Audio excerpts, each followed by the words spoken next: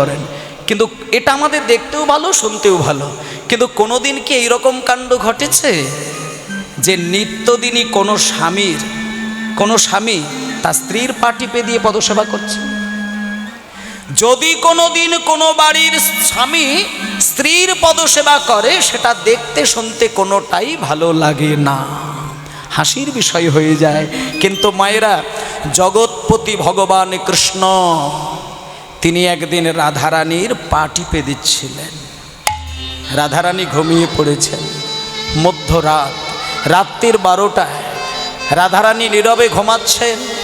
হঠাৎ দেখলো কৃষ্ণ গুটি গুটি পায়ে রাধারানীর কাছে এসে, রাধারানী শুধু পা টিপে দেওয়া নয়, রাধারানীর পা দুটোকে হালকা করে তুলে নিয়ে কৃষ্ণ তার বুকের উপরে স্পর্শ করলেন, হৃদয়ে ছুঁইয়ে দিলেন। হৃদয়ে ছুঁইয়ে দিয়ে কৃষ্ণ রাধারানীর পায়ে হাত দিয়ে তার পদসেবা করছেন।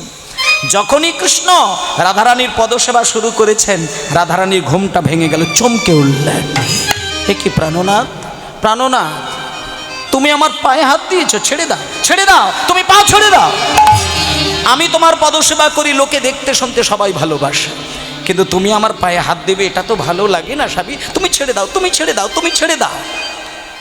তখন কৃষ্ণ বললেন, রাধে, আজকে যে আমি তোমার পা দুটো জড়িয়ে ধরেছি, কেন জানো?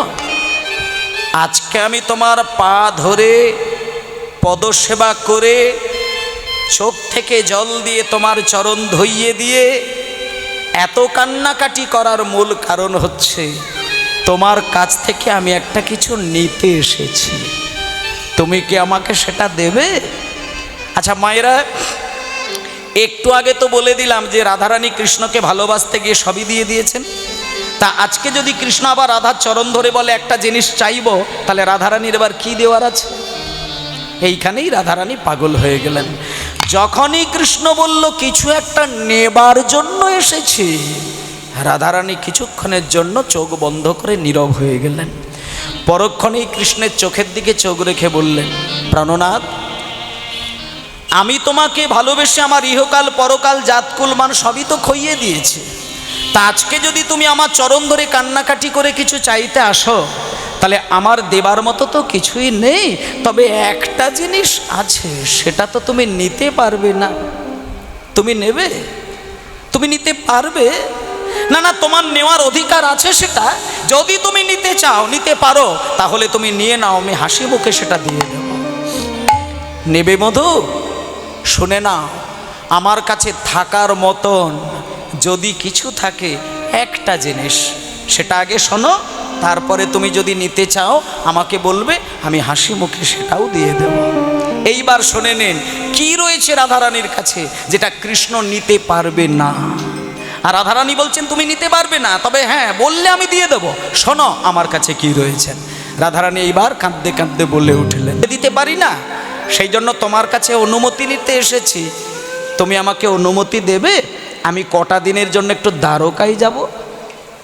তখন রাধারানী বললেন, প্রাণনাথ, খালি খালি দ্বারকায় যাবে কেন? শুধু শুধু দ্বারকায় যাবে কেন? তখন কৃষ্ণ বলছে, না না না না না না, শুধু শুধু নয়, আমি জগতের কল্যাণের স্বার্থেই যাব। ও, জগতের কল্যাণের জন্য? দেখুন প্রেম কাকে বলে, দেখুন ভালোবাসলে এইরকমই চিন্তা করতে হয়। রাধারানীকে যখনই বলেছে জগতের কল্যাণের জন্য যাব, তখন রাধারানী এবার সঙ্গে সঙ্গে কথাটা ঘুরিয়ে দিলেন, মধু, জগতের কল্যাণের জন্য যদি তোমাকে দ্বারকায় যেতে হয়, আমি তোমাকে বাধা দিতে পারি না। আমি না হয় কয়েকটা দিন তোমার অপেক্ষায় কাঁদবো, কিন্তু জগৎ কল্যাণে তোমাকে যেতেই হবে। আচ্ছা বধূ, তুমি জগতের কল্যাণের জন্য বেরিয়ে যাও, কিন্তু কবে তুমি আমার কাছে এসে আবার দেখা দেবে? তখন কৃষ্ণ একটা কথা বলে দিলেন যে, রাধে, আমাকে যদি তুমি আজকে অনুমতি দাও, আমি তোমার সামনে দাঁড়িয়ে প্রতিজ্ঞা করে গেলাম, কাল এসেই তোমাকে দেখা দেব। মায়েরা, আমাদের সনাতন ধর্মে একটা কথা আছে জানেন তো, কাউকে কোনো কথা দিলে কাল বলে কোনো কথা দেবে না। তুমি পরশু বলো, আগামী দিন বলো, তারিখ ধরে কথা বলো, বার উচ্চারণ করে কথা বলো, কিন্তু কাল বলে কোনো কথা দেবে না। কারণ কাল বলে যদি কথা দাও, হতে পারে তোমার জীবনে সে কাল আর কোনোদিন আসবে না, কাল চক্র এসে তোমার জীবনটাকে ধ্বংস করে দেবে। আজকে রাধারানী যখনই শুনল যে কৃষ্ণ কাল এসে দেখা দেবে, রাধারানী মনে মনে ভেবে নিলেন যে কাল মানে তো আজকে রাত কেটে গেলেই কাল। এই চিন্তা করে রাধারানী বললেন, প্রাণনাথ তুমি বেরিয়ে যাও, শীঘ্রই বেরিয়ে যাও, কালকে কিন্তু যথাসময় এসে আমার কাছে দেখা দিও। মায়েরা, এই প্রসঙ্গে একটা কথা আপনাদের বলি, আমার নিজের মাকে দেখেছিলাম। আমি যতদিন ছোট্ট থেকে এই পর্যন্ত আমার মাকে আমি নিজে চোখে দেখেছিলাম। আমার বাবা যদি কোনো দিন কোনো শুভ কাজে বাইরে যায়, আমার মায়ের হাতে যদি 1000টাও কাজ জড়া থাকতো, তৎক্ষণাৎ কাজ রেখে দিয়ে হাত পা ধুয়ে দরজার সামনে বসে দাঁড়িয়ে থাকতেন। বাবা যতক্ষণে বেরিয়ে যাবে, যতক্ষণ দেখা যাবে, ততক্ষণ মা চোখ বন্ধ করে ভগবানকে, স্বামীর কল্যাণ কামনা করতেন। এবং এখনও অনেক মায়ের দেখবেন, স্বামী যখন কোথাও যাচ্ছে সামনে দাঁড়িয়ে দুগ্গা দুগ্গা করে স্বামীর কল্যাণ কামনা করেন। আজকে আমার সেই মা নেই। প্রায় 13-14 বছর আগে মা আমার পরলোক গমন করেছেন। আর ঠাকুরমা অনেকগুলো বছর আগে বেরিয়ে গেছেন। আর এই গত বছরে আপনাদের এই জায়গায় গান গাইবার কথা ছিল না, আমার এখানে আসার কথা ছিল গত বছর, সম্ভবত ওটা 27শে বৈশাখী ছিল। আমি আসতে পারি না, কারণ ওই দিনেই আমার বাবা পরলোক গমন করেছিলেন। অনেকগুলো বছর আগে আমি ঠাকুরমাকে হারিয়েছি, তার কটা বছর পরেই আমি আমার মাকে হারিয়েছি, আর ঠিক একটা বছর হলো আমার পিতাকে হারিয়েছি আমি। আর তিনজনই আমার কীর্তন শুনতেন। সবথেকে বেশি কীর্তন শুনে মাথা নত করে আমার সামনে বসেই কাঁদতেন যিনি, তিনি আমার মা। প্রাণ ভরে কীর্তন শুনতেন আমার মা। আর সেই মাকে আমি দেখেছিলাম, বাবা যতবার বাইরে যায় বাবার সার্বিক কল্যাণ কামনার জন্য নীরবে দাঁড়িয়ে থাকেন, 1000 কাজ বন্ধ করে দিয়ে। তাই আজকে রাধারানী কৃষ্ণকে বিদায় দিচ্ছেন। কৃষ্ণ জগতের স্রষ্টা, তাঁকেও বিদায় জানাতে গিয়ে রাধারানী বিধাতার কাছে কল্যাণ কামনা করছেন। হে প্রাণনাথ তুমি এসো, কাল এসে দেখা দিও। কিন্তু মায়েরা, সেই কাল রাধার জীবনে কিন্তু হয়নি। যেদিনকে কৃষ্ণ বেরিয়ে গেল সেই দিন থেকে 88 বছর কেটে গেল রাধার জীবনে, কৃষ্ণ কিন্তু আসে না। কত বছর বললাম মায়েরা? 88 বছর কেটে গেল, কৃষ্ণ আসেনি। 88 বছর কেটে যাবার পরে রাধারানীর যে দুটো লক্ষণ এসে গেল, 1 নম্বর হচ্ছে মুখে কোনো ভাষা নেই আর চোখে কোনো জল নেই। কতদিন কাঁদবে একটা ব্যক্তি? কতদিন কাঁদবে? কাঁদতেও তো একটা সময় থাকবে। 88 বছর কাঁদতে কাঁদতে রাধারানী দেখলো চোখে আর জল পড়ে না, মুখে আর কোনো ভাষা নেই। কিন্তু রাধারানী ভেবেছেন আমি দেহ থাকতে না কেঁদে এই দেহ রাখবো না। এই বলে একটা পাথর কুড়িয়ে নিয়ে শেষের 12টা বছর ধরে নিত্যদিন নিজের মাথায় নিজে আঘাত করছেন, নিজের আঙুলগুলোকে নিজে কামড়াচ্ছেন। 1 দিন 2 দিন নয়, শেষ 12টা বছর। তাহলে মায়েরা, রাধারানী কৃষ্ণের অপেক্ষায় কত বছর কাঁদলেন? প্রশ্ন করব আপনাদের, ধীরে ধীরে সেই জায়গায় যাব। 100 বছর কাঁদলেন, তাই না? 100 বছর কেঁদেও কি রাধার জীবনে কৃষ্ণ এলো? এলো না। এই হলো কৃষ্ণ। রাধারানী 100 বৎসর এক জায়গায় কৃষ্ণের নাম ধরে কেঁদে কেঁদে নিথর, কৃষ্ণ এলো না। কিন্তু ওই কান্নার ধ্বনি পৌঁছে গেল একজনের কাছে, যার নাম হলো নারদ মুনি। রাজপ্রাসাদের দরজা খুলে যখন বাইরে বেরিয়েছে, ও মা, হে কি মুনিবর, আমি তো এতদিন দেখেছি তোমার ওই বীণা যন্ত্রের মধ্যে নারায়ণ নারায়ণ নারায়ণ বলে বেড়া। তা বলি আজকে ওই বীণা যন্ত্রের নারায়ণের নাম বন্ধ রেখে দিয়ে আমার প্রাণের নামটা নিয়ে তুমি কেন ঘুরে বেড়াচ্ছ? শোনো, এই রাধারানীর নামটা তো আমার নাম, এটা তো আমার প্রাণের নাম। তুমি আমার রাজপ্রাসাদে দ্বারকার পথে ঘুরে আমার প্রিয় নাম ধরে কেন ঘুরে বেড়াচ্ছ? তখন নারদ মুনি এই সুযোগটাই নিয়ে নিলেন। দেখুন মা, নারদ মুনি বলছেন, কৃষ্ণচন্দ্র, আমি আমার বীণা যন্ত্রে রাধারানীর নাম গাইব না নারায়ণের নাম করব, এটা তো আমার ব্যক্তিগত চিন্তা ভাবনা। আর কেন আমি রাধারানীর নাম করব এই কৈফিয়ত তো আমি তোমায় দেব না। তবে হ্যাঁ, একটা ব্যাপারে আমি সাবধান করে দিতে এসেছি। বলে কি ব্যাপারে? বলে শোনো, তুমি ভগবান কৃষ্ণ এটা প্রত্যেকেই জানে, কিন্তু আমার বিচার বিশ্লেষণের দিক থেকে আমি দেখলাম তুমি এখনো সঠিক ভগবান হতে পারোনি। আচ্ছা মায়েরা, একজন ভগবানকে যদি বলে যে তুমি ভগবান হতে পারো না, তাহলে সেটা সেন্টিমেন্টে আঘাত দিয়ে কথা হলো না? একটু প্রাণে ধাক্কা দিয়ে কথা হলো না? যখনই নারদ মুনি বলছে যে আমার বিচারে তুমি ভগবান নয়, তখন কৃষ্ণ চমকে উঠলেন, মনে বল আমি ভগবান হতে পারিনি মানে কি বলছো তুমি? তখন নারদ মুনি বলছে হ্যাঁ, আমি যুক্তি দিয়ে বুঝিয়ে দিচ্ছি। বলে বোঝাও? বলে শোনো, তুমি যে যুগের ভগবান এটা হলো কি কোন যুগ? কৃষ্ণ কোন যুগের ভগবান? দাপর যুগের ভগবান। আচ্ছা, দাপর যুগের আগে কোন যুগ ছিল? ত্রেতা যুগ। ত্রেতা যুগের ভগবান কে ছিলেন? রামচন্দ্র।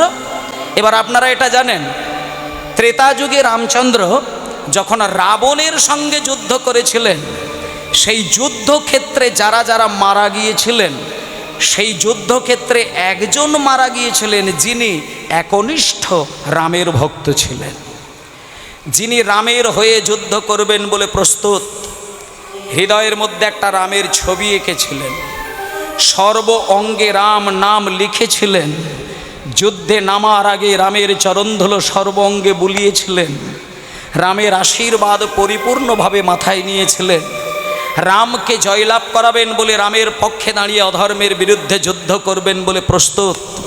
কিন্তু হেনকালে তিনি হলেন বিভীষণের ছেলে তরণী সেন। কিন্তু তিনি রামের পক্ষে যুদ্ধ করবে বলে যেই যুদ্ধক্ষেত্রে নামলো, তার মুন্ডুটা কেটে গেল। কার বানে বলুন তো মা? রামচন্দ্রেরই বানে। বলুন এটা কি বিরহের নয়? যে কিনা রামের হয়ে যুদ্ধ করবে বলে প্রস্তুত, আর সেই তরণী সেনের মুন্ডুটা কাটল রামের বানে। যখনই মুন্ডুটা কেটে গেল, মুন্ডুটা যেই ধুলোর মধ্যে পড়ে গেল, হে রাম হে রাম হে রাম বলতে বলতে তরণী সেন প্রাণবোধ করলেন, প্রাণে শেষ হয়ে গেলেন। এবার মায়েরা, একদিকে দেহ একদিকে মাথা, এই রূপ দৃশ্য দেখে রামচন্দ্র আর নিজেকে সামলাতে পারেন না। তিনি দেখলেন আমার একজন একনিষ্ঠ ভক্তকে নিজে হাতে মারলাম, এটা তো আমি ভগবান হয়ে সহ্য করতে পারবো না, আমাকে প্রায়শ্চিত্ত করতে হবে, এর একটা প্রতিকার করতে হবে। এই বলে রাম তার নিজের ভক্তকে মেরে ফেলেছিলেন বলে তিনি প্রায়শ্চিত্ত স্বরূপ একটা যজ্ঞ করেছিলেন, যে যজ্ঞটার নাম তেতাই রাম রাজা ছিল অশ্বমেধ যজ্ঞ কইল। তেতাই রাম রাজা ছিল অশ্বমেধ যজ্ঞ কইল। তেতাই রাম রাজা ছিল অশ্বমেধ যজ্ঞ কইল। তেতাই রাম রাজা ছিল অশ্বমেধ যজ্ঞ কইল। তেতাই রাম রাজা ছিল অশ্বমেধ যজ্ঞ কইল। ত্রেতাই রাম রাজা ছিল অশ্বমেধ যজ্ঞ কইল। তাহলে মায়েদের এইবার বুঝতে আর অসুবিধে হচ্ছে না। রামচন্দ্র তার ভক্তকে মারার জন্য তিনি একটা যজ্ঞ করে নিয়েছিলেন, যে যজ্ঞটির নাম অশ্বমেধ যজ্ঞ। এটা বোঝা গেল। এবার চলে আসুন দাপর যুগে, চলে আসুন। দাপর যুগের কৃষ্ণ তিনিও কিন্তু একটা যুদ্ধ তৈরি করেছিলেন কুরুক্ষেত্রের মাঠে, যে যুদ্ধটির নাম কুরুক্ষেত্রের যুদ্ধ। সেই যুদ্ধে যারা যারা মরে গিয়েছিলেন, একটা কথা আপনাদেরকে বলবো, আপনারা যুক্তি দিয়ে বুঝে দেখবেন, ধর্মের পক্ষে দাঁড়িয়ে থেকে অধর্মের বিরুদ্ধে যদি কেউ যুদ্ধ চালায়, সেখানে যারা যারা মরে যাবে, বলুন সবাই কি অধার্মিক মরবে? হতে পারে কি? মনে করুন ৫,০০০ ধার্মিক মানুষ আর ৫,০০০ অধার্মিক মানুষ, তারা যুদ্ধে নেমে গেছেন, সেখানে যারা যারা মরবে সবাই কি অধার্মিকের দল মরবে? কিছু তো ধার্মিক মানুষ মারা যাবে। আজকে কুরুক্ষেত্রের যুদ্ধে যারা যারা মারা গিয়েছিলেন তাদের মধ্যে অনেকেই রয়েছে, কিন্তু বেশ কিছু কৃষ্ণ ভক্ত ছিলেন। তাই নারদ মুনি আজকে ওই জায়গাটা আঙুল তুলে কথা বললেন যে কৃষ্ণচন্দ্র, কুরুক্ষেত্রের যুদ্ধটা তুমিই বাঁধিয়েছ, আর সেখানে যারা যারা মারা গিয়েছেন তাদের মধ্যে কোনো কোনো ভক্তকে দেখেছি একনিষ্ঠ কৃষ্ণ ভক্ত। কিন্তু কৃষ্ণচন্দ্র, তুমি নিজের ভক্তকে নিজের তৈরি করা যুদ্ধক্ষেত্রে প্রাণ কেড়ে নিয়েছো, কিন্তু তাদের জন্য এখনো পর্যন্ত কোনো যজ্ঞ করলে না। তাই আমি তোমাকে সাবধান করে দিয়ে যেতে চাই, তোমাকেও কোনো না কোনো যজ্ঞ করতে হবে, তবেই তোমাকে ভগবান বলে আমি মেনে নেব।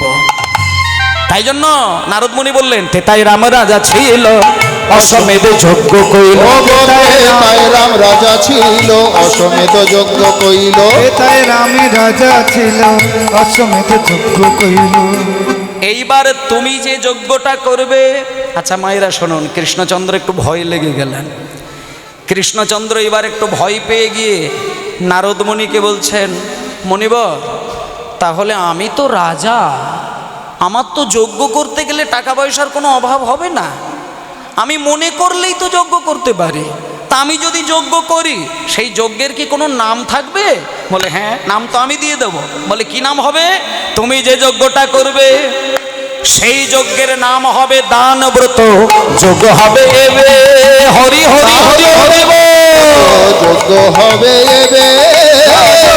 দান ব্রত যজ্ঞ হবে এবে। আর তাই রাম রাজা ছিল অশ্বমেধ যজ্ঞ কইল। রাম রাজা ছিল অশ্বমেধ যজ্ঞ কইল। এবার দান ব্রত যজ্ঞ হবে এবে। দান ব্রত যজ্ঞ হবে এবে। দানব্রত যজ্ঞ হবে এবে। আচ্ছা, তাহলে আজকে এই আমতলা বাজার কমিটিতে এই মুহূর্তে যে লীলাটি আস্বাদন করছেন, এই লীলাটির নাম কি হচ্ছে? খুব মনে রাখবেন কথাগুলো। দানব্রত যজ্ঞ লীলাটা হবে। আর দানব্রত লীলাটা এত পবিত্র, এত উন্নত স্তরের লীলা, যা আস্বাদন করলেই পাপ ধুয়ে যায়। তার কারণটা শেষের দিকে আরও পরিষ্কার জানতে পারবেন। আচ্ছা, আমি যে দানব্রত যজ্ঞটা করব, সেটা কি নিয়মের মধ্যে রাখবো নাকি বেনিয়মে করব? মানে নিয়মে করলে একটু সময় লাগবে, আর বেনিয়মে করলে তাড়াহুড়ো হয়ে যাবে। নিয়মে হবে, অসুবিধা নেই তো? আচ্ছা বেশ, তাহলে এই নিয়মে করব না বেনিয়মে করব, এটা আমি আপনাদের প্রশ্ন করি না, এটা কৃষ্ণ নারদ মুনিকে প্রশ্ন করেছিলেন। নারদ মুনিকে কৃষ্ণ বলছেন, মুনিবর বলছি যজ্ঞটা কি কোনো নিয়মের দ্বারা হবে না এমনি হয়ে যাবে? তখন নারদ বলছে, না না না না না, এই আবার কি কথা রে বাবা, হ্যাঁ নিয়মেই তো হবে। যে যজ্ঞটা হবে তার তিনটে নিয়ম। বলে কি তিনটে নিয়ম? বলে প্রথম নিয়মটা শুনে নাও। শোনো বলি হে রাজন ত্রিভুবন নিমন্ত্রণ। শোনো বলি হে রাজন ত্রিভুবনে নিমন্ত্রণ। শোনো বলি হে রাজন ত্রিভুবন নিমন্ত্রণ। শোনো বলি হে রাজন ত্রিভুবন নিমন্ত্রণ। নিমন্ত্রণ সবারে করিবে, নিমন্ত্রণ সবারে করি। নিমন্ত্রণ সবার করিবে। এই পর্যন্ত মায়েরা কিন্তু গাঁট গুনে গুনে একটু মিলিয়ে নেবেন। সবে একটা নিয়ম হলো, এবার দ্বিতীয় নিয়মটা দেখুন। যে যা চাইবে তাই দেবে, সবার আশা মিটাইবে। যে যা চাইবে তাই দেবে, সবার আশা মিটাইবে। যে যা চাইবে তাই দেবে, সবার আশা মিটাইবে। যে যা চাইবে তাই দেবে, সবার আশা মিটাইবে। যে যা চাইবে তাই দেবে, গুড়তা গুড়তা যে যা চাইবে তাই দেবে, সবার আশা মিটাইবে। যে যা চাইবে তাই দেবে, সবার আশা মিটাইবে। আর দান সবারই করবে হাসি মুখে, হাসি মুখে সবারে করবে হাসি মুখে। হাসি মুখে রাজন সবারে করবে হাসি মুখে। দাঁড়াও দাঁড়াও দাঁড়াও দাঁড়াও দাঁড়াও দাঁড়াও। এক নম্বর নিয়ম হচ্ছে ত্রিভুবনের লোককে নিমন্ত্রণ দেবে। আচ্ছা মায়েরা, ত্রিভুবন মানে হচ্ছে স্বর্গ মর্ত পাতাল। তাহলে আপনারা কি নিমন্ত্রণ পাবার যোগ্য তো নাকি? আরে বাবা, ত্রিভুবনের মধ্যেই তো আমরা থাকি। স্বর্গে দেবতারা থাকে, মর্তধামে মানুষ থাকে, আর পাতালে দৈত্যকুল থাকে। তাহলে আমরা টেনশন নিয়ে আমরাও নিমন্ত্রণ পেয়ে যাব। তাহলে প্রথম নিয়ম ত্রিভুবন, দ্বিতীয় নিয়ম হচ্ছে যে যা চাইবে তাই দেবে, সবার আশা মিটাইবে। ব্যাস, এই হয়ে গেল আপনাদের পাওনা। এবার আপনারা কি চাইবেন? দানব্রত যজ্ঞে যখন আমি যাওয়ার অনুমতিটা দেবো তখন আপনারা যাবেন। এবার কি চাইবেন সেটা আপনারা ঠিক করে নিন, ডিসাইড করে নিন কি চাইবেন। তবে পাশের মানুষকে কেউ বলবেন না যেন। আপনি যদি আপনার আকাঙ্ক্ষাটা পাশের ব্যক্তিকে শুনিয়ে দেন তাহলে কিন্তু আপনার অপরাধ হয়ে যাবে। হ্যাঁ, কি চাইবেন সেটা বুঝে নেবেন, কিন্তু কাউকে বলবেন না। যেমন ভোট দেওয়ার সময় কে কিসে ভোট দিয়েছে কেউ বলেছে? কেউ বলবে না। নিজের বাবারও অধিকার নেই ছেলেকে জিজ্ঞেস করা তুমি কাতে বোতাম টিপেছ। স্বামী স্ত্রী দুজনেই জানে না কে কাকে ভোট দিয়েছে, শুধু ওই একটাই কথা বলে আমি যাকে দিয়েছি হয়তো সেই জিতবে। এবার বুঝলে ঠেলা যাবার বেলা। এই হচ্ছে বিচার। তাহলে এইটাও সেই জিনিস যে তুমি কি চাইবে, তোমার ব্যক্তিগত সত্তা, কাউকে বোঝানোর দরকার নেই। কেমন? তাহলে কি চাইবেন আপনারা ঠিক করে নিন, সময় খুব অল্প। তাহলে এই পর্যন্ত নিয়ম কটা হয়েছে? দুটো। তাহলে এবার তিনটে নিয়ম বলি। তৃতীয় নিয়ম, সর্বশেষে দান দিয়া ভিক্ষার ঝুলি স্কন্ধে লইয়া। সর্বশেষে ধান দিয়া ভিক্ষার ঝুলি স্কন্ধে নিয়া। সর্বশেষে দান দিয়া ভিক্ষার ঝুলি স্কন্ধে লইয়া। সর্বশেষে দান দিয়া ভিক্ষার ঝুলি স্কন্ধে লইয়া। ভিক্ষা করি, আরে ভিক্ষা করি, ভিক্ষা করি যাবে মনের সুখে। ভিক্ষা করি, রাজনে ভিক্ষা করি যাবে মনের সুখে। আচ্ছা, 3 নম্বর নিয়মটা কি আপনারা বুঝতে পারলেন? সর্বশেষে দান দিয়া ভিক্ষার ঝুলি কান্ধে লইয়া। আচ্ছা, এটা কে বললেন? নারদ বললেন। কাকে বললেন? কৃষ্ণকে বললেন। আচ্ছা, এই জায়গাটা আপনাদের ভালো লাগলো শুনতে? কৃষ্ণ রাজা, সে সবাইকে দান করবে, আর পরক্ষণে নারদ মুনি বলছে তোমাকে আবার ভিক্ষে করে চেয়ে নিতে হবে। এইখানটা কিন্তু একটা জটিল, মানে খুব জটলা তৈরি করে দিলেন। একটা কথা আপনাদের বলি এই প্রসঙ্গে, একটু শুনুন। আমি বেশ কয়েক বছর আগে মুর্শিদাবাদের একটি জায়গায় কীর্তন গাইতে গিয়েছিলাম। সেই জায়গাটা হচ্ছে বহরমপুরের দাহাপাড়া বলে একটি জায়গা। তো সেইখানে কীর্তন গাইতে গিয়েছিলাম, বেশ হাজার হাজার ভক্তের সমাগম। হঠাৎ দেখি 2 ঘন্টা কীর্তন হয়েছে, তার মাঝখানে দেখি একটা বেশ হমরা চমড়া, লম্বা চওড়া, চোখ লাল করা একজন মাতাল আমার কাছে উঠে আসছে। তা আমি এবার মাতাল যেই স্টেজের দিকে আসছে সেটা আমার দেখে একটু খারাপ লাগলো। মাতাল কেন স্টেজে আসে রে বাবা? কিন্তু সে তো আসবেই। মাতাল স্টেজের মধ্যে এলো, মাইক্রোফোনটাকে আমার মুখ থেকে সরিয়ে নিল, সরিয়ে নিয়ে খুশি হইয়া, অমুক হইয়া, হ্যান ত্যান বলে, ও বেটা পকেট থেকে 3টে 2000 টাকার নোট সেফটি পিন দিয়ে ওর নাই বেঁধে দিল। এবার আমি তখন দেখলাম, যাক বাবা, মাতাল হোক আর গাঁজাখোর হোক, আর আমার অত দেখার দরকার নেই। কারণ 3খানা 2000 টাকার নোট, 6,000 টাকা। আমি তো তার গায়ে মাথায় হাত বুলিয়ে কত প্রশংসার ঝুড়ি ছড়িয়ে দিলাম। বেটা মোটামুটি চলে গেল, দ্বিতীয়বার আসেনি। এইবার কীর্তন শেষ হয়ে গেল। কীর্তন শেষ করে বাসায় গিয়ে বসলাম। পোশাক আশাক সব চেঞ্জ করে নিলাম, নতুন করে বাড়ি যাওয়ার জন্য প্রস্তুত। কমিটি পেমেন্ট দিয়ে বেরিয়ে গেল। ও বেটা মাতাল ঘুরে ঘুরে আমার কাছে গেছে, একেবারে পাশে বসেছে। বসেবার কনইটা দিয়ে ঠেলা মারছে। দাদা, ও দাদা,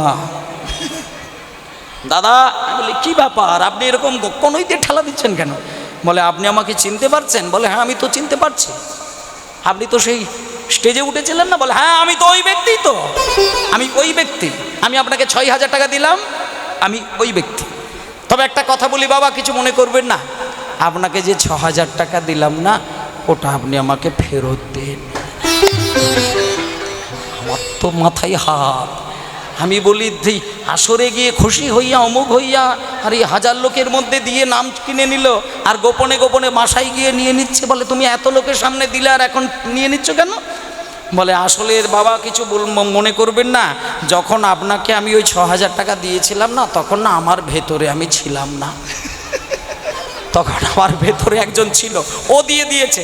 এখন ওই অতক্ষণ কীর্তন শুনতে শুনতে ও তো আমার শরীর থেকে বেরিয়ে গেছে, এখন আপনি ওটা আমাকে দিয়ে দিন। এবার এটা যদি কেউ করে তাহলে এটা হাসি লাগলেও ভেতরে তো খারাপ লাগবে। একাধারে হাস্যকর কিন্তু একাধারে কষ্টদায়ক। তা আজকে নারদমণির শেষের কথাটা কিন্তু ওই রকমই। যখনই কৃষ্ণকে বলছে সর্বশেষে দান দিয়া ভিক্ষা জুলি কাঁধে লইয়া, কৃষ্ণ বলছেন যে মুনিবর, আমি লোককে দান করব, পরক্ষণেই চেয়ে নেব, লোকে হাসাহাসি করবে না? বলে শোনো, তুমি হাস্যকর ভাবে চাইবে না।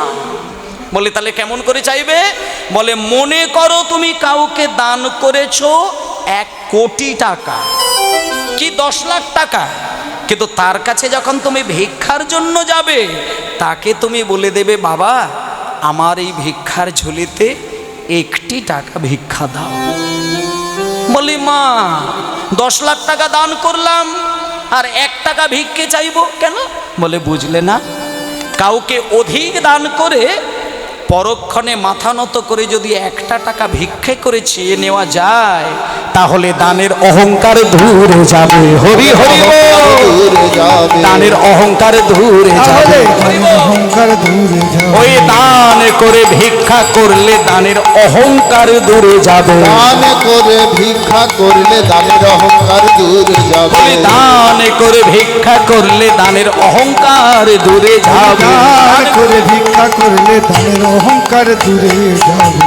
আচ্ছা, এইবার আপনারা বুঝতে পেরে গেছেন তো? ওই জন্য দেখবেন, দান যদি আপনি কাউকে করেন, আপনিও বুঝতে পারবেন না, আপনার অন্তরে কিন্তু একটা অহংকার তৈরি হয়। কেউ যদি কাউকে 10,000 টাকা দান করে, পরক্ষণেই দেখবেন ভেতরে তার একটা তাপ তৈরি হয়, আগুন তৈরি হয়, যেটা অহংকারের আগুন। আর ওটা যদি এসে যায়, তাহলে আপনি অপরাধ করে ফেললেন। সেই জন্য কৃষ্ণকে বলছেন, কাউকে দান করে যৎসামান্য ভিক্ষে চেয়ে নিলে পরে, তাহলে দানের যে অহংকার হবার সম্ভাবনা ছিল, ওটা আর হবে না। তখন নারদের কথা শুনি কহে দেবে চিন্তা মনে। নারদের কথা শুনি কহে দেবে চিন্তা এবার মনে। নিমন্ত্রণের ভারে কে বালাবে, নিমন্ত্রণে ভারে কে বালাবে, নিমন্ত্রণের ভাবে কে বলবে। দাসনী মোহনে কয় কিবা চিন্তা দয়াময়। দাসুনি মোহনে কয় কিবা চিন্তা ওই দয়াময়। দাসনী মোহনে কয় কিবা চিন্তা দয়াময়। শুনি মনে কয় কিবা চিন্তা দয়াময়। দেবর্ষির এই ভারে দেহ ও গো দেবশ্রীরে ভার কেহ দে। সিধে ভারে কে বালাবে। আচ্ছা, বেশ বেশ বেশ বেশ। ও ঠাকুরমা, আজকে তাহলে দানব্রত যজ্ঞ হবে, 3খানা নিয়মে যজ্ঞ হবে, এবং যজ্ঞটা এই আমতলা বাজার কমিটির ভেতরে হবে না, আর কৃষ্ণের দ্বারকার রাজপুরীতেও হবে না। যজ্ঞটা হবে গুজরাট বলে একটা জায়গা আছে। এই লীলাটা কিন্তু সত্য একটা লীলা, ভালো করে মন দিয়ে শুনবেন। যে যারা গুজরাটে বেড়াতে যায়, গুজরাটে গিয়ে দেখবেন সোমতীর্থ বলে একটা তীর্থ আছে। সেই সোমতীর্থের পাশে প্রভাস তীর্থ বলে একটা তীর্থ আছে, যেখানে কেউ যদি গিয়ে তার যজ্ঞ করে, যে কামনা বাসনা পূরণের জন্য যজ্ঞ করবে, ওই তীর্থের এতটাই মহিমা, তার সম্পূর্ণ বাসনা পূরণ হয়ে যায়। সেই প্রভাস তীর্থে আজকে আস্তে আস্তে আজকে যজ্ঞ হবে। এবার যজ্ঞ হতে গেলে তো আপনাদেরকে নিমন্ত্রণ দিতে হবে তো, নাকি? নিমন্ত্রণ না দিলে তো যজ্ঞে যাবেন না আপনারা। আপনাদেরকেও নিমন্ত্রণ দিতে হবে, দৈত্যদেরকেও নিমন্ত্রণ দিতে হবে, দেবতাদেরকেও নিমন্ত্রণ দিতে হবে। তাহলে নিমন্ত্রণ দিতে গেলেই চিঠি দিতে হবে। তখনকার দিনে ফোন ছিল না, চিঠি ছিল। তাহলে চিঠি দেবেন। তাহলে আজকে আপনারা সবাই বলুন, কৃষ্ণ যজ্ঞ করবেন, ত্রিভুবনকে চিঠি দেবেন। প্রথম চিঠিটা কাকে দেবেন বলে মনে হয়? কোনো বাড়ির কোনো মেয়ের যদি বিয়ে হয়, পত্র যদি ছাপানো হয়, প্রথম পত্রটাতে হলুদ দেওয়ার পরে প্রণাম করে নিয়ে সেই পত্রতে কলম বোলানো হয়। কার নাম দিয়ে করা হয়? না, ওই বাড়িতে সবথেকে বেশি সম্মান যাকে দেওয়া হয়, তার নামেই কিন্তু চিঠিটা আগে যায়। তাহলে আজকে যে কৃষ্ণ যজ্ঞ করবেন, সেই যজ্ঞে সবার প্রথমে চিঠি দেবেন কৃষ্ণ যাকে, তিনি কে জানেন আপনারা? প্রথম চিঠি কার নামে লিখবেন? বলি, শিবহীন কোনো যজ্ঞ হয় না। আর শিবের আর এক নাম হচ্ছে যজ্ঞেশ্বর। যজ্ঞেশ্বর কেন নাম হয়েছে? না, শিব হচ্ছে যজ্ঞের ঈশ্বর। তাই তিনি যজ্ঞেশ্বর। তা আজকে তাই জন্য দেখুন মায়েরা, কৃষ্ণ প্রথম চিঠিটা প্রথমে শঙ্কর পরে শঙ্করী, প্রথমে শঙ্কর পরে শঙ্করী, প্রথমে শঙ্কর পরে শঙ্করী, প্রথমে শঙ্করে পরে শঙ্করী, গণপতি কার্তিক রে। প্রভু প্রথম শঙ্কর পরে শঙ্করী, গণপতি কার্তিকে রে। প্রথমে শঙ্কর পরে শঙ্করী, গণপতি কার্তিকে রে। লক্ষ্মী বিনা পানি শেষে পদ্মজনী, লক্ষ্মী বিনা পানি শেষে পদ্মজনী, লক্ষ্মী বিনা পানি শেষে পদ্মজনী, লক্ষ্মী বিনা পানি শেষে গোবিন্দ আমার পত্র লিখে নিজ করে, পদ্মজনী নিজ পরে, পত্র লিখে নিজ করে। করে একে একে পত্র লিখে যে দিল, ওগো একে একে পত্র লিখে যে দিল, আর যথাযোগ্য সংবর্ধনে একে একে পত্র লিখে যে দিল। যথাযোগ্য সম্বর্ধনে একে একে পত্র লিখে যে দিল। আচ্ছা, সবার নামে চিঠি লেখা হয়ে গেল, সবার সবার সবার। আপনাদের কার কার এখানে কি নাম আছে সব নামগুলো একটু মনে মনে স্মরণ করে নিয়ে আর গোত্রটাকে একটু উচ্চারণ করে নেবেন, কারণ সমর্পণের দ্বারাই কৃষ্ণ শোভন শুনতে পেয়ে যাবে। আপনি আপনার আত্মসমর্পণ জানালেই উনি বুঝতে পারবেন, আর ওই অনুসারে উনি নাম লিখে দেবেন। আপনারা যখন দুর্গাপুজোর অষ্টমীর অঞ্জলি দেন, ডালা সাজিয়ে দেন, শুধু স্বামীর নাম দিয়ে দেন না গোত্রের নামটাও নিচে দিয়ে দেন? গোত্র দিতেই হবে, স্বামী যত বড়ই দাদা হোক আর নেতা হোক, ও গোত্রটি দিতেই হবে। তোমার স্বামীর নাম ওই দাদা ধরে নয়, ওই নাম ধরে নয়, গোত্রটা দিলে তবে প্রমাণ হবেন যে উনি ওই মুনি ঋষির ঔরসজাত সন্তান, তাই তোমাকে গোত্র দিতে হবে। তাই জন্য এখানে যার যেটা গোত্র আছে আপনারা সেই গোত্রটা আর আপনার নামটা কৃষ্ণের কাছে একটু ছড়িয়ে দিন, স্মরণের দ্বারা জানিয়ে দিন, আর উনি আপনার উদ্দেশ্যে নাম লিখে দেবেন। সবার নামে চিঠি লেখা হয়ে গেল, কিন্তু দাদা বলাইকে দিয়ে সংশোধন করাচ্ছেন। শুনুন, কৃষ্ণের দাদার নাম কি? বলরাম। আচ্ছা, বলরামকে দিয়ে কারেকশন করাচ্ছেন, সংশোধন করাচ্ছেন। এবার দাদা বলাই সংশোধন করছেন।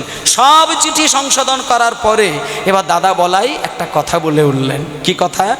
শেষকালে বললেন, ভাইরে কানাই, বিশ্ব ব্রহ্মাণ্ডে সবার নামেই চিঠি তো দেখলাম বটে, কিন্তু বৃন্দাবনে তো কারোর নামে চিঠি দেখতে পেলাম না। ওরে কানাই, পিতানন্দ রাজা আর আমার মা যশোদা দেবী, এদের নামে চিঠি দেখলাম কোথায়? তখন কৃষ্ণ বলছে, ওগো দাদা, আমি বিশ্ব ব্রহ্মাণ্ডে সবার নামে চিঠি লেখার মতন লেখাপড়া আমি শিখেছিলাম বটে, কিন্তু আমার পিতানন্দ রাজা আর আমার মা যশোদা দেবী এদের নামে চিঠি লেখার মতন আমি ভাষা খুঁজে পেলাম না দাদা। হরি হরি বল। খুঁজে পেলাম না দাদা, আশা খুঁজে পেলাম না দাদা। আমি কি বলে বা ক্ষমা ক্ষমা ক্ষমা ক্ষমা। আচ্ছা মায়েরা, আপনারা সত্যি করে বলুন তো, কোনো ছেলে যদি বিয়ে করে রাজ্যের দুনিয়ার মানুষকে চিঠি দিতে পারে, 5,000 টাকা করে পত্র ছাপিয়ে নানান মানুষকে দিতে পারে, কিন্তু কোনোদিন কোনো ছেলে কি মায়ের কাছে গিয়ে বলবে, মা আমি বিয়ে করছি পত্র ধরো? এটা বলতে পারবে? কোনো দিনই হতে পারে না। কোনো ছেলে কোনো মেয়ে যত বড়ই সে অফিসার হয়ে যাক, ডাক্তার মাস্টার হয়ে যায়, সে কোনোদিন নিজের জন্ম দেওয়া মা বাবাকে গিয়ে কোনোদিন নিমন্ত্রণের পত্রটা কিন্তু ধরাতে পারে না, হয় না সেটা। কিন্তু শাস্ত্র বলছে যে মা বাবাকেও চিঠি ছেলে মেয়ে দিতে পারে, তার জন্য ভাষা জ্ঞানটাও তার থাকার দরকার। আচ্ছা মায়েরা, মনে করুন আপনার ছেলে আমেরিকায় থাকে কি ইংল্যান্ডে থাকে, আর আপনি এই 24 পরগনার আমতলার কাছাকাছি কোনো বাড়িতে থাকেন, তা আপনার নামে যদি আপনার ছেলে একটা চিঠি না পাঠায়, আপনি সংবাদ পাবেন কি করে? এই ক্ষেত্রে শাস্ত্র একটা সুন্দর যুক্তি দিয়েছেন। ছেলে মাকে চিঠি দিতে পারে তার যদি ভাষা জ্ঞান জানা থাকে। মনে করুন মা, ছেলে আপনার আমেরিকায় আছে আর আপনার নামে একটা চিঠি এসেছেন, ছেলেটা হয়তো এইরকম লিখেছে, মনে করুন আপনারই ছেলে চিঠি দিয়েছেন, আর চিঠিটা যেই খুললেন সেখানে লেখা রয়েছে, মা কিংবা বাবা আমি পরিস্থিতির চাপে পড়ে বিদেশে এসে বিবাহ করতে আমি বাধ্য হয়ে গেলাম। তুমি আমার মা, তুমি আমার বাবা, তোমরা আমার কাছে এসে যাও আর আমাকে তোমরা প্রাণ ভরে আশীর্বাদ করো, যাতে করে আমাদের দাম্পত্য জীবনটা যেন সুখের হয়। এটা যদি কোনো মা শোনে, মায়ের মনটা কিন্তু কেঁদে যাবে যে না, আমি ছেলেটার কাছে যাই। কিন্তু উল্টে যদি ছেলেটা ওটা না লিখে এটা লেখে যে মা কিংবা বাবা, আমি আমেরিকায় এসে কলকাতার মেয়েগুলোকে পছন্দ হয় না, আমি এইখানে এসে একটা মেম সাহেবকে প্রেম করেছিলাম, তাকে বিয়ে করব, তোমরা একটু এসে ভালো মন্দ করে খেয়ে দিয়ে চলে যাও। বলো কোন মা যাবে? কোনোদিন হয় না। তোমার ভাষার মাধুর্য যদি জানা থাকে, ভাষার দ্বারা মানুষের মনকে গলিয়ে দেওয়া যায়। কথাই ব্যথা মেটে আর কথাতেই ব্যথা বাড়ে। আজকে ভাষা জ্ঞান জানা থাকলে মা বাবাও কিন্তু ছুটে যায়। তাই আজকে দাদা বলাই বলছে, ওরে কানাই, তুই যদি ভাষা না জানিস তাহলে আমি তোকে বলে দেব, তুই লেখ, পেনটা ধর, খাতা ধর, লেখ, আমি তোর দাদা যেমনটি বলবো তেমনটি লিখবেন। দেখুন মায়েরা, এবার দাদা বলরাম বলছেন, কৃষ্ণ লিখছেন। ভাষা কাকে বলে দেখুন। দাদা বলাই বলছেন, লেখ, মা জননী আমার, বাল্যকালে তোমার কোলে বড় হয়েছে, কত ব্যথা দিয়েছে তোমায়। ব্যাস, প্রথমেই এক কথাতেই মাকে কাঁদিয়ে দিলেন। বাল্যকালে তোমার কোলে বড় হয়েছি, কত ব্যথা দিয়েছে তোমায়। জগতের কল্যাণের জন্য তোমার বুকে ব্যথা দিয়ে দ্বারকায় এসে আমি রাজা হয়েছি। তুমি আমার মা, তুমি আমার বাবা। আমি দান ব্রত যজ্ঞ করব প্রভাস তীর্থে, তোমরা আমায় এসে আশীর্বাদ করে যাও, যেন যজ্ঞ সম্পন্ন করতে পারি। সবার নামে চিঠি লেখা হয়ে গেল মায়েরা। দাদা বলাইয়ের কথা অনুসারে সকলের নামে চিঠি লেখা হলো। কিন্তু মায়েরা, সবার নামে তো চিঠি লেখা হলো, একদম শেষ, একবারে শেষ, লাস্ট চিঠিটা, ওটা কি দাদার সামনে লিখতে পারবে? আপনারা বলুন তো, শেষ চিঠিটা কাকে দেবেন? ওটা কোনোদিন দাদার সামনে লিখতে পারবে না। ওটা হলো রাধারানীকে দেবেন। এবার কৃষ্ণ একটু চারিদিকটাতে তাকিয়ে নিলেন, কেউ কোথাও আছে কি না দেখে টেকে নিয়ে এবার কৃষ্ণ লিখছেন, ওগো, ওগো আমার প্রেমময়ী শক্তি স্বরূপা রাধা, যেদিন আমি গিরি গোবর্ধন পর্বত তুলে ধরেছিলাম, তুমি আমার বাম দিকে দাঁড়িয়ে তোমার নয়ন দ্বারা, আমার নয়নের মাধ্যম দিয়ে তোমার শক্তি আমার শরীরে প্রবেশ করছিলে। তোমার ওই নয়ন পথে শক্তি সঞ্চার করে সেই শক্তির বলে আমি গিরি গোবর্ধন পর্বত তুলে ধরেছিলাম। আজকে তুমি যদি আমার যজ্ঞে না আসো, আমি তো যজ্ঞে শক্তি পাবো না। রাধে, তুমি এসো, আমার যজ্ঞ সম্পূর্ণরূপে পরিচালনা করে দিয়ে যাও। এই বলে মায়েরা সবার নামে চিঠি লেখার পরে এবার নিমন্ত্রণ পত্র পাইয়া নারদ চলিল। হরি বল। পত্র পাইয়া নারদ চলিল, নিমন্ত্রণ পত্র পাইয়া নারদ চলিল।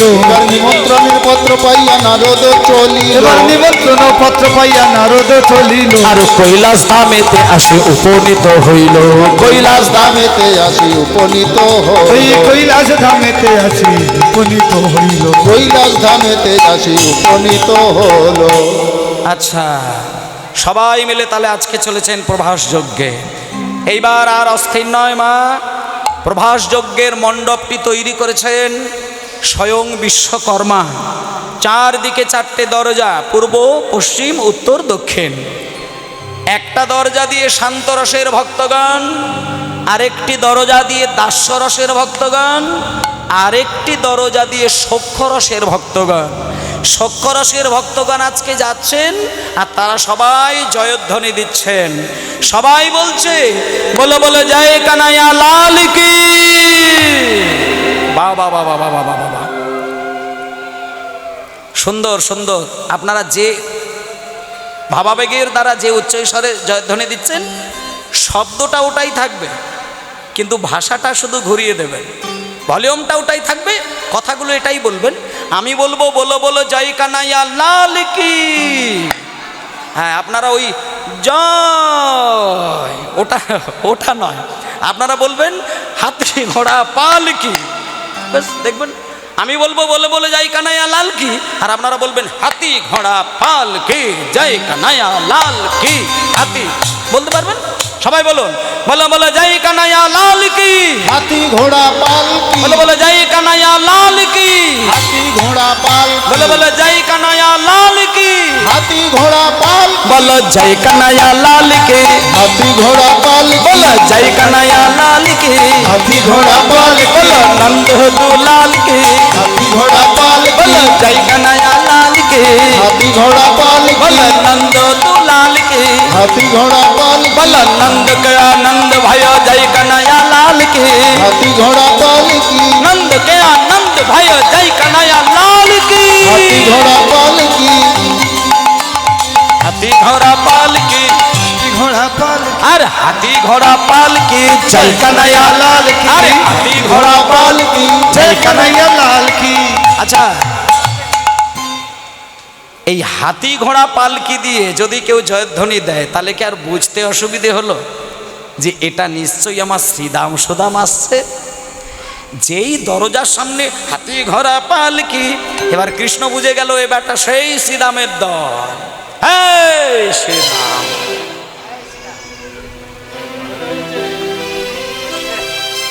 এতগুলো বছর পরে তুই আমার কথা মনে করলি? বাহ, খুব ভালো লাগছে রে। তুই আবার গলায় তুলসী মালাও নিয়েছিস। আবার ভালো আছিস? তাহলে বসে যা। এবার শ্রীদাম সুদামকে আদর করে খাতির করে বসিয়ে নিলেন। এইবার আরেকটি দরজা দিয়ে আসছেন। কে? এবার দরজা দিয়ে আসছেন যিনি, তিনি কে? সবাইকে চিঠি দিচ্ছেন তো, এক এক করে সবাইকে চিঠি দিল। হ্যাঁ, রাধারানীকেও চিঠি দিলেন, সকলকে চিঠি দিলেন। কিন্তু মায়েরা যখন রাধারানীকে চিঠি দিতে গেলেন, রাধারানী চিঠিটা নিলেন বটে কিন্তু আর কাঁদলেন না। নারদমণি রাধারানী, ওই যে মায়েরা মনে আছে নিশ্চয়ই, চোখের জল মুছিয়ে দিয়ে বলেছিল আমি তোমার সঙ্গে কৃষ্ণের সাক্ষাৎ ঘটাবো, মিলন ঘটাবো, এটা বলেছিল। আজকে সেই দিন চিঠি নিয়ে সবাইকে দিল, কিন্তু রাধার কাছে এসে যেই চিঠি ধরালো, রাধারানী এতদিন পরে চিঠিটা নিয়েই বুকে জড়িয়ে ধরে পাগলের মতো কান্না। আর সঙ্গে সঙ্গে ললিতাকে বলছে, এই ললিতা, ললিতা, হ্যাঁ ললিতা, ললিতা, আমাকে তোরা নূতন করে সাজিয়ে দে রে, আমি আজকে প্রভাস যজ্ঞে যাব, আজকে আমি দানব্রত যজ্ঞে যাব, আমি আর কাঁদবো না। সঙ্গিনী রঙ্গিনী রূপ তরঙ্গিনী বসিয়া মন্দির মাঝে মদন মোহন সহিত যতনে মদন মোহন সহিত যতনে, মদন মোহন সহিত যতনে মদন মোহন সহিতে এবারে রায় করিলা সাজে, রায় করিলা সাজে, এবারে রায় করিলা সাজে, রায় করিলা সাজে। সঙ্গিনী রঙ্গিনী রূপ তরঙ্গিনী, সঙ্গিনী রঙ্গিনী রূপ তরঙ্গিনী, সঙ্গিনী রূপ তরঙ্গিনী। রাধারানীকে যখন বলেছেন মায়েরা, রাধারানী আজকে ওমা মাগো, রাধারানী যখনই নিমন্ত্রণে চিঠিটা পেয়েছে, সুন্দর করে একেবারে ঘোমটা টোমটা দিয়ে নূতন করে শাড়ি পরে, গয়না পরে, আলতা পরে, সিঁদুর পরে, সর্ব অলঙ্কারে ভূষিতা হয়ে চলেছেন। এইবার আপনারা একটু বলুন, এই দাঁড়া দাঁড়া দাঁড়া দাঁড়া, ওমা রাধারানী যে আজকে সাজুগুজু করেছেন, আপনাদের বাবারা রয়েছেন, মায়েরা রয়েছেন, ভালো লাগছে না হিংসে হচ্ছে? এখানে কেউ হিংসেই জ্বলছেন এরকম নয় তো? ভালো লাগছে তো? আচ্ছা, আপনাদেরও ভালো লাগছে, আমারও ভালো লাগছে, কিন্তু একজন তো একেবারে হাড়ে হাড়ে জ্বলে যাচ্ছে। সে কে বলুন তো? শাশুড়ি নয়, রাধারানীর ননদী, যে হচ্ছে কুটিলা। কুটিলা সে এত রেগে গেছে, আয়ান তো হচ্ছে তার দাদা, আয়ানকে গিয়ে বলছে, দাদা, ও দাদা, বড় লোকের মেয়েকে বউ করে নিয়ে এসেছো, সব দিকটা দেখার লক্ষ্য রাখার তোমার দরকার আছে তো। আজকে 100 বছর ধরে বৌদি কেঁদে কেঁদে মরণ হলো না, আবার নূতন করে সাজুগুজু করেছে, নাকি দানব্রত যজ্ঞে যাবে? ও দাদা, আবার মানে বলি, বৌদি 100 বছর ধরে কেঁদে কেঁদে, আমি তো ভাবলাম মরেই গেল, কিন্তু আজকে দেখি সব থেকে দামি শাড়ি পরেছে, গয়না পরেছে, সিঁদুর পরেছে, আলতা পরেছে, নূপুর পরেছে, দামি দামি ও গয়নাগুলো অঙ্গে ঝুলিয়েছে। হ্যাঁ, মিথ্যে কথা বলছে। আচ্ছা, এর জন্য আমার এই বৌদি 100 বছর পরে কৃষ্ণ দর্শনে যাবে, তার জন্য তোমার হাসি লাগছে?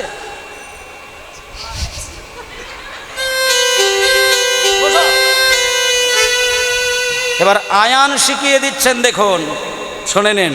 আয়ান না, কুটিলা আয়ানকে শিক্ষা দিচ্ছেন, দাদা তুমি একটা কাজ করো, শুনে নাও, বৌদি 100 বছর ধরে যে ছেলেটাকে ভালোবাসলো, তার জন্য কেঁদে কেঁদে এখনো মরণ হলো না, আজকে আবার যাচ্ছে কৃষ্ণ দর্শনে, তুমি একটা কাজ করো, মা কালীর খাড়াটা নিয়ে এই রাত্রির বেলায় কোন একটা হেস্তনেস্ত করে দাও।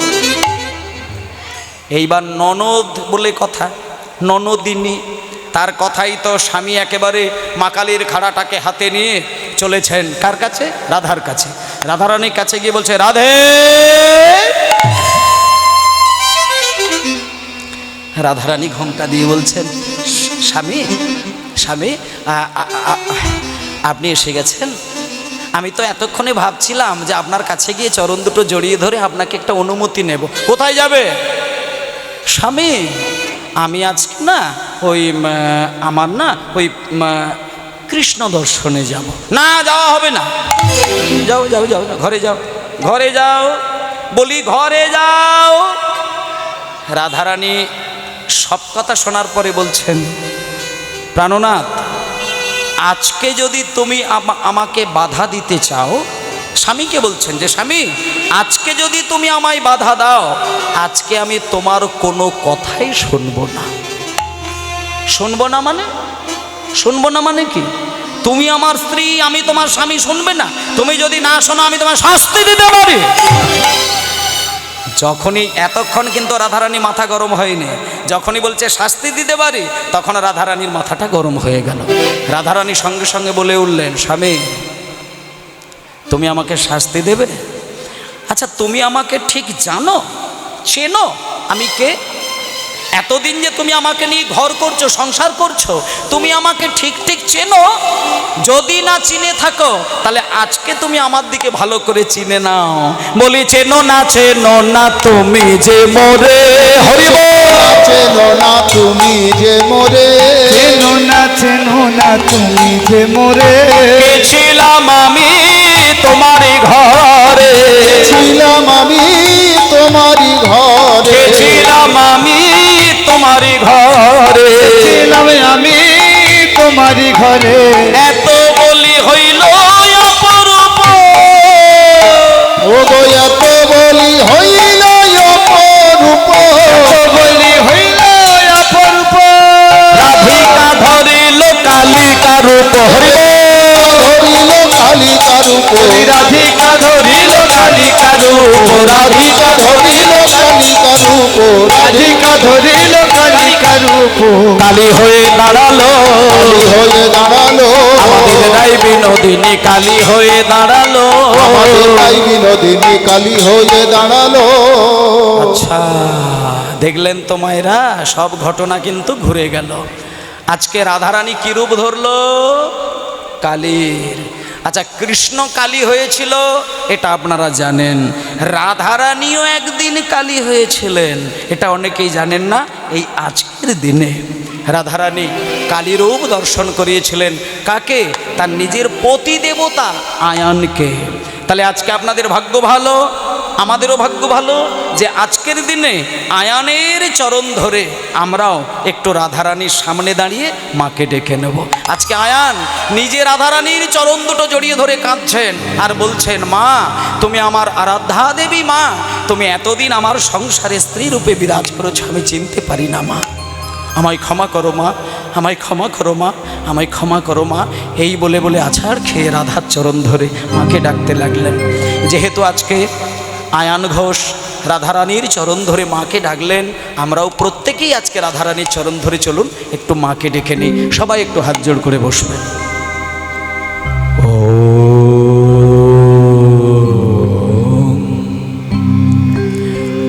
ত্বাং স্বাহা ত্বাং স্বাধা ত্বাং হে বশদকার শরাদিমেকা সুধাতমক্ষরে নেত্রে ত্রেধা মাত্রাদিমিকা স্থিতা अर्धमात्रा स्थिता नित्या ज्ञानचर्या विशेषतः तमेव शातं सावित्री तं देवी जननी परा तयैव धर्याते सर्वान् तयैतात् सृज्याति जगत् तयैतत्कल्लाति देवी तमाद् शान्ति च सर्वदा विसृष्णो सृष्टिरूपातं स्थितिरूपाचपालने तथा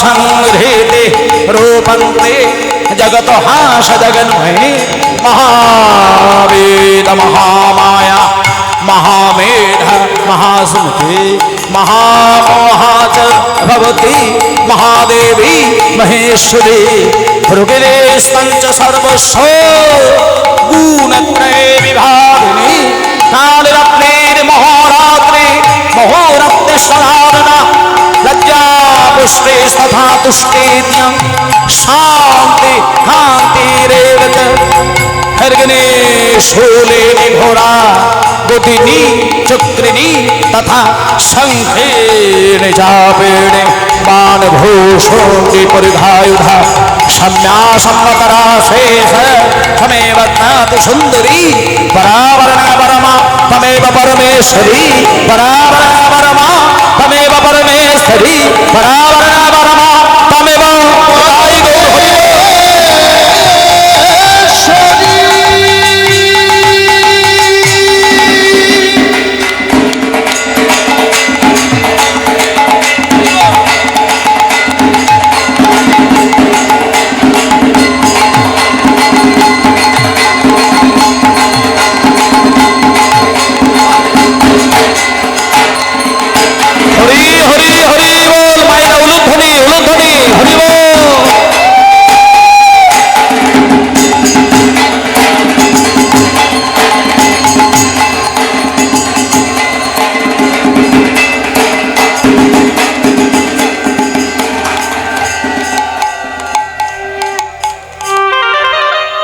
বেশ মায়েরা, আয়ান নিজের স্ত্রীর চরণটাকে হৃদয় মাঝে জড়িয়ে ধরে জগৎ জননী মা মহামায়ার স্তব করতে লাগলেন।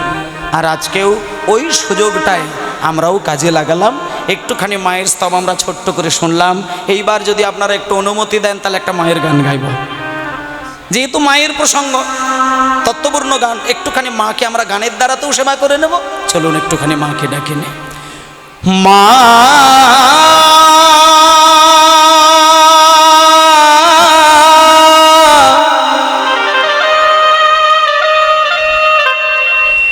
মা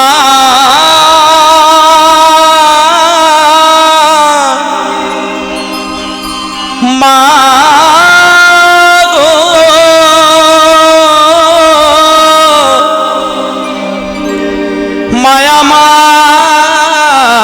মায়ামার ও মা জাননী,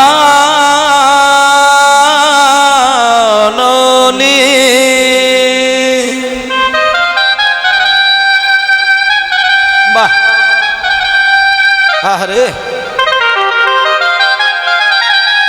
হরি বল হরি বল।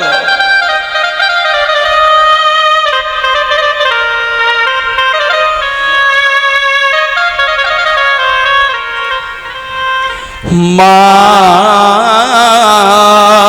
মা গো ও মা জননী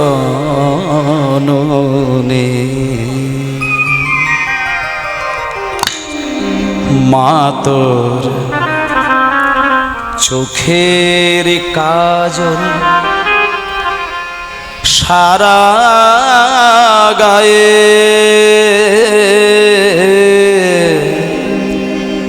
মাখিয়ে দিল কে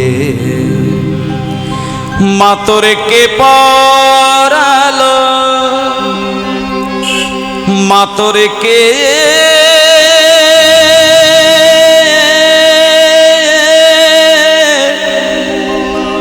মা তোরে কে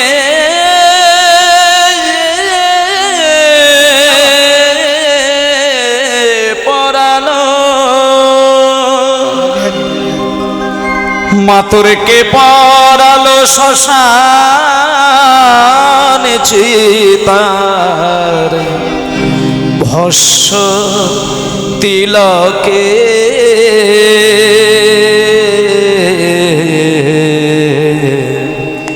মাখিয়ে দিল কে মা তোর চোখের কাজল সারা গায়ে মাখিয়ে দিল কে তাই গৌর তোর চোখের কাজল সারা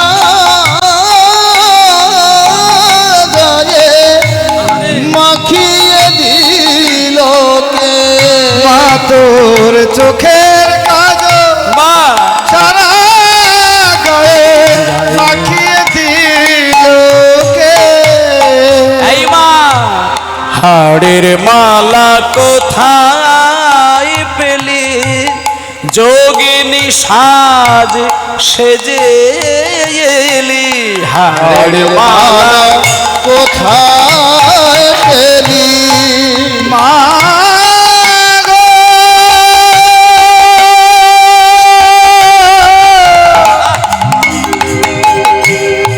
জননী মা গো ও গো জন হরি হরি বল হরি হরি বল মা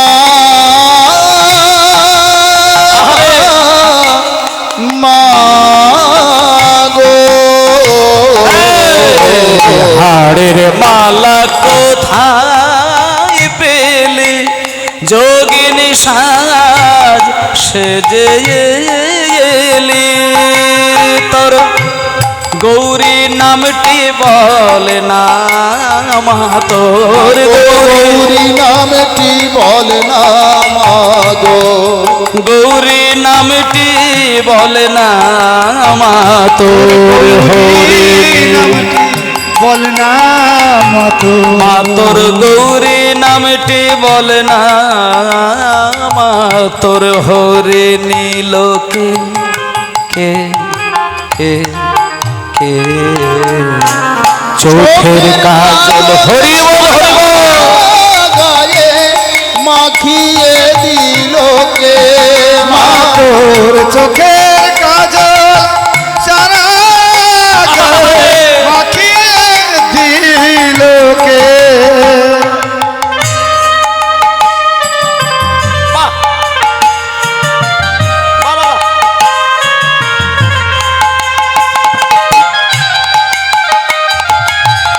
আহা! আরে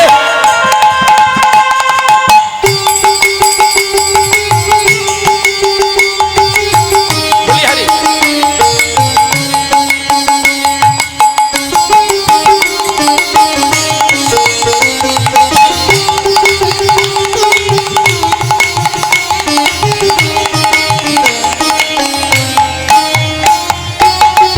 মায়ের চরণের তলাটা লাল রঙের বাজা বাজা বাজা এই খোকা দেখে যারে পায়ের শোভা মা কালীর পায়ের রংটা কি একবারে টকটকে লাল। তাই ভক্ত কবি বলছেন, দেখে যারে পায়ের শোভা, পা নয় যেন রক্ত জবা। দেখে যারে পায়ের শোভা,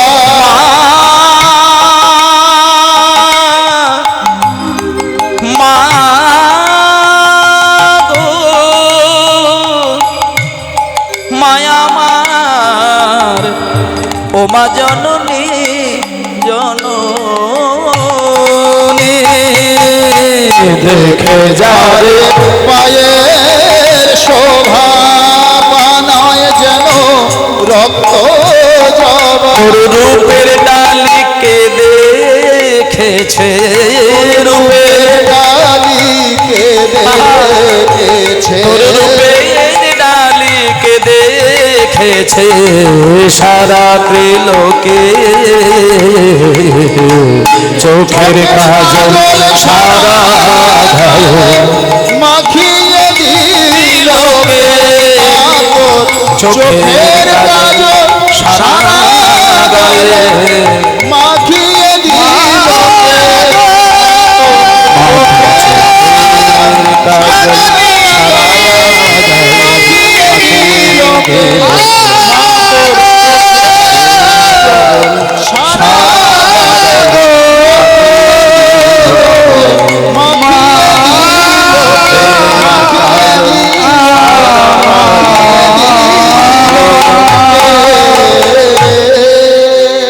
এটা ভাষাটা শুধু জয় হে, কিন্তু এর সুরটা কিন্তু পৃথিবীর একটাই গানের সুর, যেটা কীর্তন শেষ হলে আমরা সবাই মিলে করি।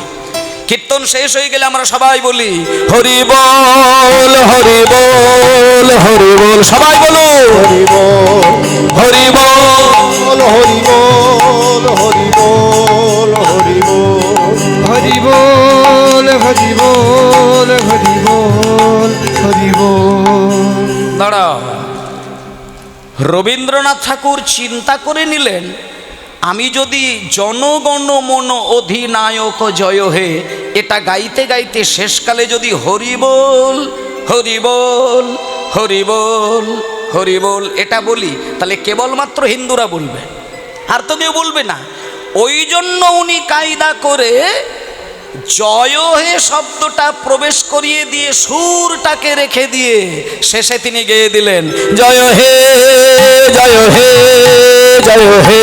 সবাই বলো জয় হে জয় হে জয় হে জয় একই রকম হরি বল হরি বল হরি বল হরি বল। বলুন জয় হে জয় হে জয় হে জয় হে। এই দেখুন, এই হলেন আমাদের বিশ্বকবি রবীন্দ্রনাথ ঠাকুর। রবীন্দ্রনাথ ঠাকুর কীর্তন গান প্রাণ মিশিয়ে শুনতেন। স্বামী বিবেকানন্দ তিনি কীর্তন গান শ্রবণ করতেন। তারপরে আমার রামকৃষ্ণ পরমহংসদেব তিনিও কীর্তন গান শ্রবণ করতেন। তাই জন্য আপনাদেরকে আমি বারবার একটাই কথা বলবো, কীর্তন গানকে আপনি বাৎসরিক কোনো অনুষ্ঠানের নিছক আনন্দের একটি অনুষ্ঠান বলে মনে করবেন না। কীর্তন গানকে এইভাবেই চিন্তা করতে হয়, কীর্তন হচ্ছে আমাদের কাছে একটা সাধনার আসন, যেখানে বসলে পরে সাধনা করা যায়, ভজন করা যায়, জপ করা যায়, যার মাধ্যম দিয়ে ভগবানের কাছে যাওয়া যায়।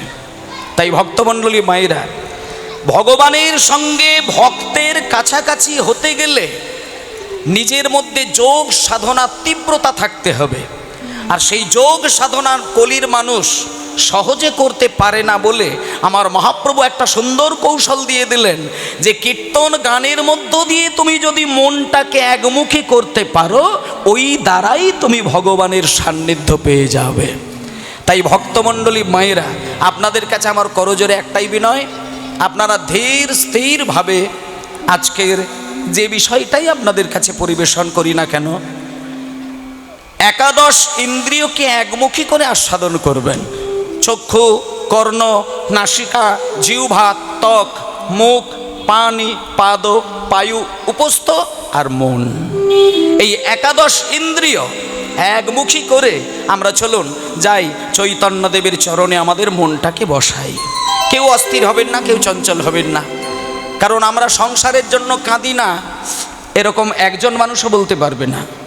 এখানে অনেক মা বাবার বদন আমি দেখতে পাচ্ছি, এবং আমিও সংসারী মানুষ। আমি কিন্তু সন্ন্যাসী মানুষ নই, আমারও 2 মেয়ে, আমিও 2 কন্যার বাবা, আর আপনারাও মা বাবার আসনে বসে আছেন। সুতরাং একজন সংসারী মানুষ বলতেই পারবে না যে আমি সংসারের ঘানি টানতে টানতে কাঁদি না, এটা কেউ বলতে পারবে না। সংসারের ঘানির দড়িটা যখন তুমি ধরতে পেরেছ, তোমাকে কাঁদতেই হবে, কারণ ওটা হচ্ছে সংসার রসের একটা বৈশিষ্ট্য। তুমি যখন সংসারের দড়ি ধরেছ, তোমাকে সারা জীবনই কাঁদতে হবে। তবে হয়তো সেই কান্নাটা সবাই সবসময় দেখতে পাবে না, কখনো চোখে জল আসতেও পারে, কখনো চোখ থেকে জল নাও আসতে পারে, হৃদয়টা বিগলিত হবে। কিন্তু এখানে মহাপ্রভু বললেন, তুমি সংসারের দড়ি টানো, ভালোবাসতে শেখো, কিন্তু তার মাঝখানে সময় বার করে এত সুন্দর মনটাকে একবার কৃষ্ণ চরণে দিতে শেখো। নিতাই গৌর হরি বল। কৃষ্ণ চরণে মন বসিয়ে যে চোখ থেকে প্রেমের কান্না গড়ায়, সেই চোখে মায়া কান্না আর গড়াতে চায় না। কেন ভগবানকে ডাকতে হয়? এই চোখ দিয়ে 2 রকমের জল সদাই গড়ায় না। যে মায়া কান্না কাঁদে তাকে প্রেমের কান্না কাঁদানো যায় না, আর যার প্রেমের কান্না কাঁদতে পারে তাকে আর মায়া কান্না কাঁদতে হয় না। কারণ একই চোখ দিয়ে 2টো জল গড়ায়, একটা হচ্ছে মায়া অস্ত্র, আরেকটি হচ্ছে প্রেমের অস্ত্র।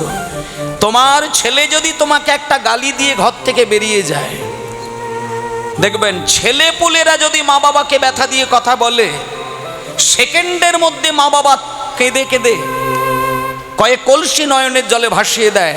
কিন্তু ভগবানের সেবা করতে গিয়ে, আরতি করতে গিয়ে, জপ করতে গিয়ে বলুন, চোখ থেকে কপোটা জল বিগলিত হয়, আসতে চায় না। আপনি জপের মালায় নাম করবেন, ইচ্ছে করছে আপনি কাঁদবেন, কাঁদতে পারবেন না। আপনি ভগবানকে ডাকছেন, মনে করছেন আপনি কাঁদবেন, কাঁদতে পারবেন না। আর যদিও বা কাঁদেন, সেটা মায়ার সংসারে চিন্তা করলে পরে তবে চোখে জল আসে। আপনার ছেলে, আপনার স্বামী, আপনার দাদু, আপনার নাতি, আপনার নাতনি যে ব্যথা দিয়ে কথা বলেছিল, ওটা চিন্তা করলে তখন চোখে জল আসে। আপনি ভাবলেন না যে ওই চিন্তা করে কেঁদেছেন মানে আপনার ওই চোখের জলটা গোবিন্দ গ্রহণ করবেন, ওটা গ্রহণ করবেন না। সংসারের চিন্তা করে কাঁদা মানে সেটা মায়ার কান্না কাঁদা, ওখানে ভগবানের কোনো দৃষ্টি পড়বে না। আর যেদিন তুমি কেবলমাত্র ঈশ্বরের কল্যাণ চিন্তা করে কাঁদবে, সেটাই হলো প্রেমের কান্না। সেখানে ভগবানকে আর ব্যাকুল প্রাণে ডাকতে হবে না, কারণ প্রেমের কান্না কাঁদলে পরে ভগবান নিজের জায়গায় নিজেকে ধরে রাখতে পারেন না। তিনি ছুটে এসে তার রাঙা যুগল চরণ বাড়িয়ে দেয় হৃদয় মন্দিরে। নিতাই গৌর প্রেমানন্দে হরি বল। হরে কৃষ্ণ হরে কৃষ্ণ কৃষ্ণ কৃষ্ণ হরে হরে, হরে রাম হরে রাম, রাম রাম হরে হরে হরে। সবাই মিলে হরি হরি বল। হরে কৃষ্ণ কৃষ্ণ কৃষ্ণ হরে হরে, হরে রাম হরে রাম, একটু বাড়িয়ে দাও, রাম রাম একটু রেবাবো দিয়ে দাও। হরে হরে, হরে কৃষ্ণ হরে কৃষ্ণ কৃষ্ণ কৃষ্ণ হরে হরে, হরে রাম হরে রাম, রাম রাম হরে হরে। হরে কৃষ্ণ কৃষ্ণ কৃষ্ণ হরে হরে, হরে রাম রাম, রাম হরে হরে। হরে কৃষ্ণ হরে কৃষ্ণ কৃষ্ণ কৃষ্ণ হরে হরে হরে রাম